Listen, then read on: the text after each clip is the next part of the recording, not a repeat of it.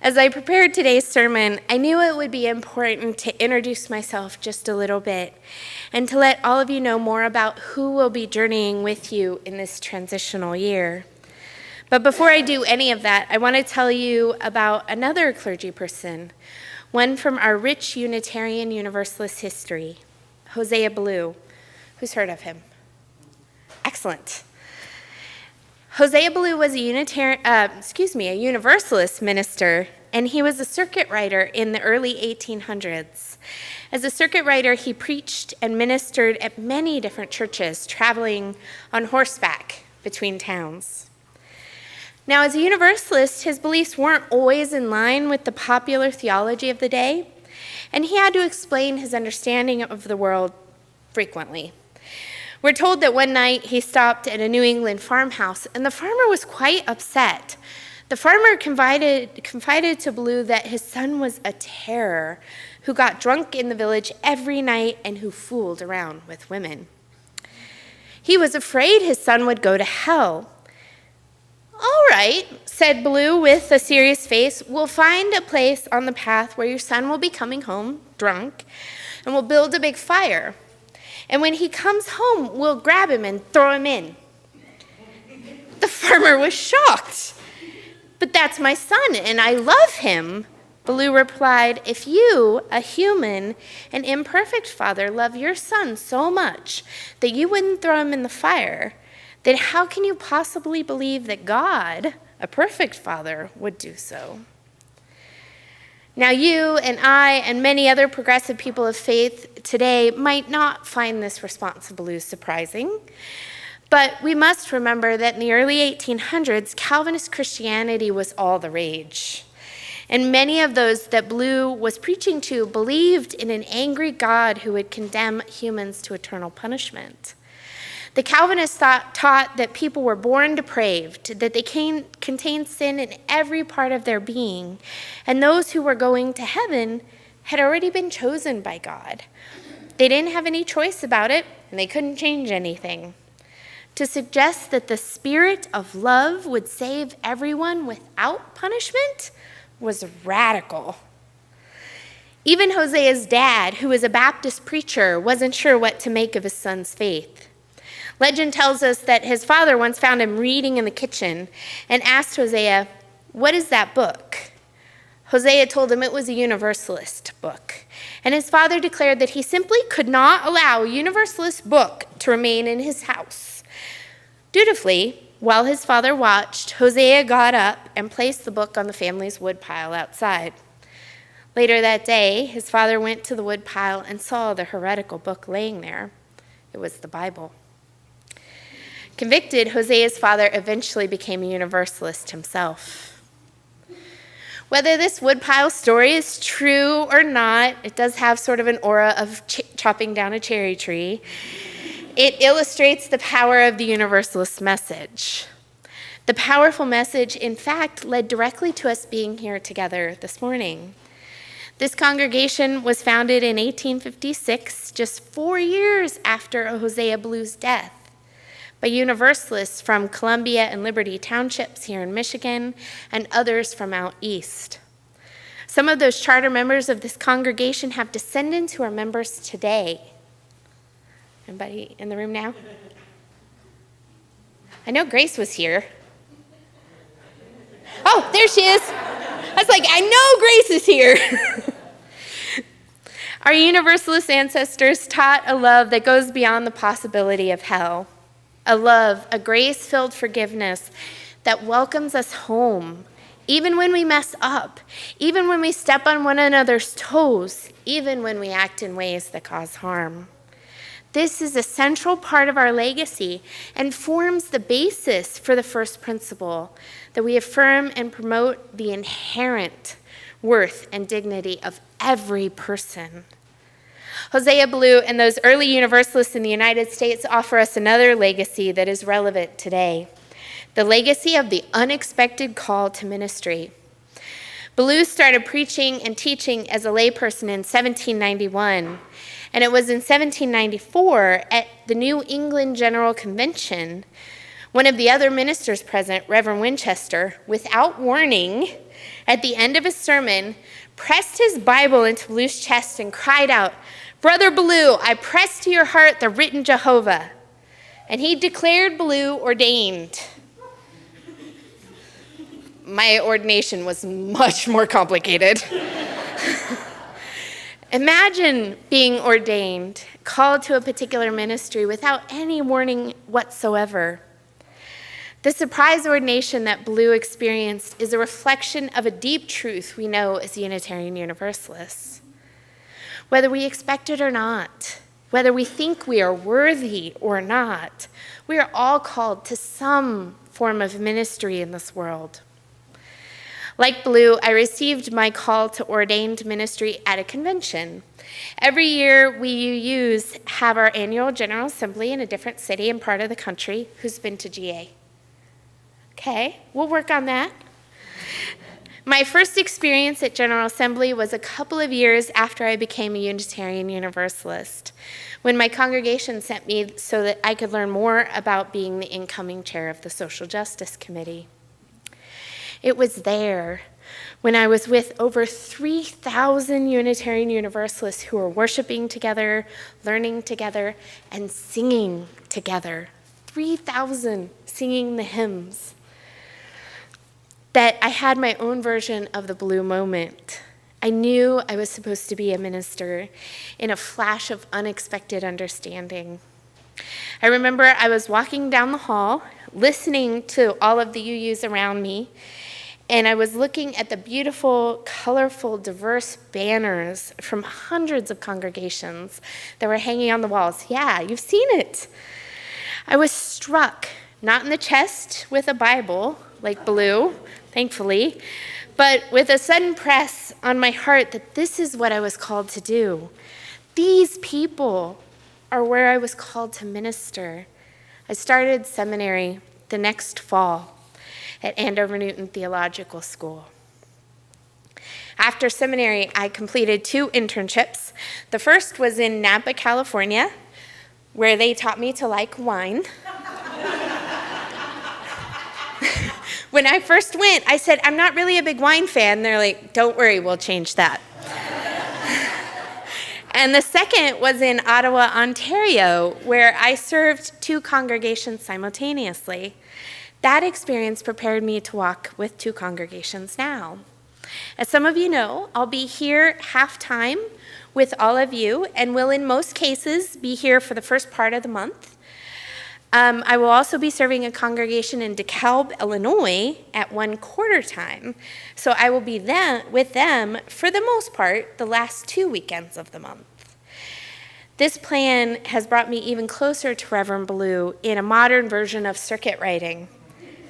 I admit I'm grateful for our family vehicles, as I'm not sure about traveling between Michigan and Illinois on horseback. There's a great big lake in the way, for one.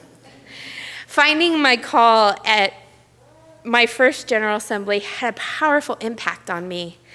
GA, bringing as many Unitarian Universalists as possible together as one people, gives our association a chance to examine who we are, to make statements together, and to share our insights and vitality across congregations.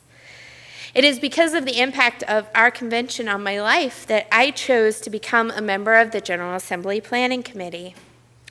This has been an important part of my ministry for the past 3 years, thus the recruiting statement earlier. One of the most sacred rituals at GA is the service of the living tradition. In the service of the living tradition, we honor all those who reach some milestone in the various ministries of our association. Those who have become certified religious educators, those who become music ministers, those ordained ministers entering fellowship. Everyone who will be called forth in this ritual starts out seated in the crowd. As each person is recognized on stage, the speaker uses the ritual phrase, "I call forth." What powerful wording. We are called forth from within our congregations, from within our people, to remind us that we are a part of our community. It's for this reason that you'll see some ministers wearing simple gray or black or white robes. Robes remind us that the profession of a minister is not about personality. It's not about our own sense of style or our own flair. Our call comes not from our minds or even from our understanding of the divine. It comes from our community. Being called to ministry in a community of people comes with responsibilities. It comes with the responsibility to learn as much as we can about what ministry means, both for professional and lay ministers.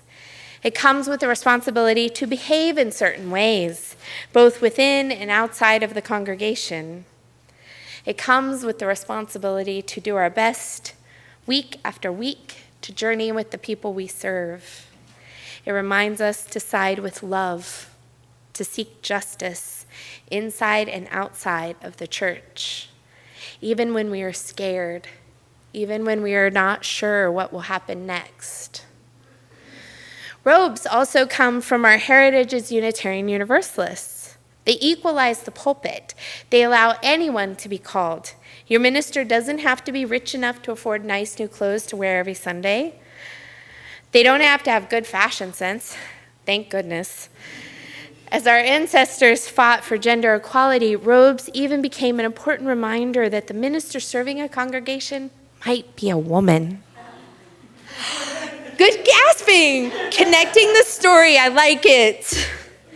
Growing up in Kansas, I was raised in religious traditions that did not always reflect our values. I wear a robe now in part because it symbolizes how this call is not whether I grew up in big city Boston or small town Kansas, how much money my working class family did or didn't have, how I dressed, what size I was, or anything that people might be distracted by when they think about who is qualified to serve. The robe is a reminder that anyone can be called to the variety of ministries we have in our churches. So, given my own background, you might understand how excited I was that our Unitarian Universalist General Assembly this year embraced the theme, all are called, as our focus. Whether our ministry is ordained or lay, we all have a call and a responsibility within our tradition. Our Universalist ancestors have called us to share love that transcends all boundaries. Hosea Blue and others taught us that human beings are created to be loved and fulfilled, not damned. Today, our Universalist ancestors teach us that we are connected with one another in an interdependent web of life. They teach us that we have inherent worth and dignity, and there is nothing that can take that away. And these aren't just pretty words. This powerful legacy leads us to act on our call, whatever our specific role in the congregation. Our call from our Unitarian Universalist principles, from our ancestors, and from the Spirit of life is to live deeply into the truth that love is the ultimate purpose of this faith. When we leave these walls, our love is expressed in working for justice in the world, working to help everyone remember that they are people of worth and value. As a congregation, you've lived into this call by helping Jackson become a place where LGBTQ folks are welcome. You have focused this year on water justice, recognizing that access to water is a basic human need and therefore a basic human right.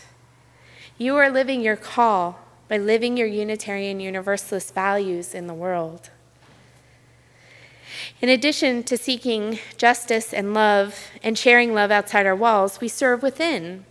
Our Universalist ancestors taught us that the call to ministry can come to anyone. You've been warned. I would say the call to ministry comes to everyone in some way. As Reverend Gordon McKeeman told us in the reading today, our ministry to one another shows up in how we treat each other. He says ministry is all that we do together. It is that quality of being in community that affirms human dignity, beckons forth hidden possibilities, invites us into deeper, more constant reverent relationships, and carries forward our heritage of hope and liberation. You've been doing that for generations. You who brought this congregation together and sustained it through periods of turmoil and uncertainty, through periods of joy and growth. You who drive and who participate in our work to change the world for the better. You who teach our children, participate on the board, listen to one another when you are in need. Who offer your time and talent in service to this congregation in one way or another. You have been doing ministry.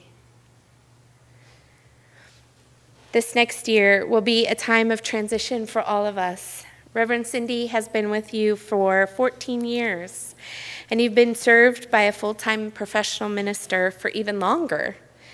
For the next year, you will have a half-time minister who is completely new to you. But I appreciate that you've laughed at some of the jokes. How will we handle this transition as we journey together? I look forward to hearing about who you are as individuals and as a congregation. I welcome your thoughts and your ideas about the ways you operate that work best for this church.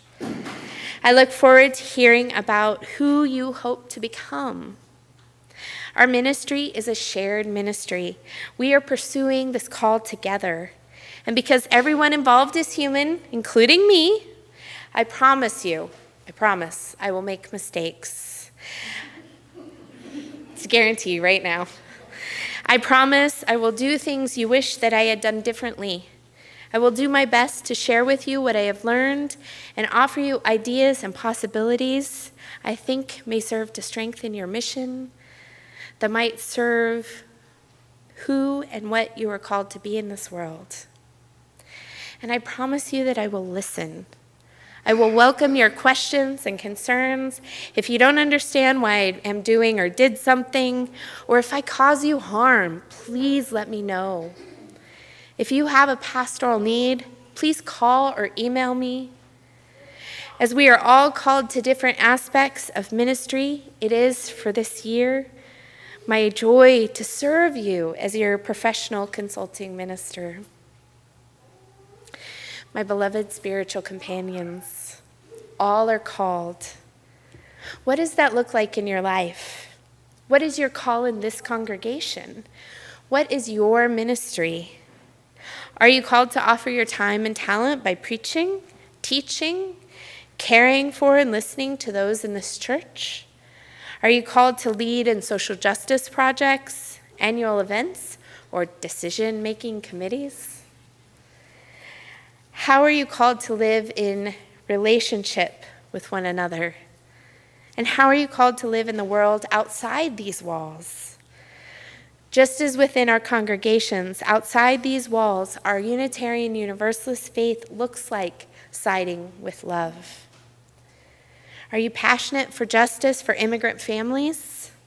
Do you believe our most urgent need is to respond to climate change, poverty, war? Learn more about the issues that matter to you and talk to one another.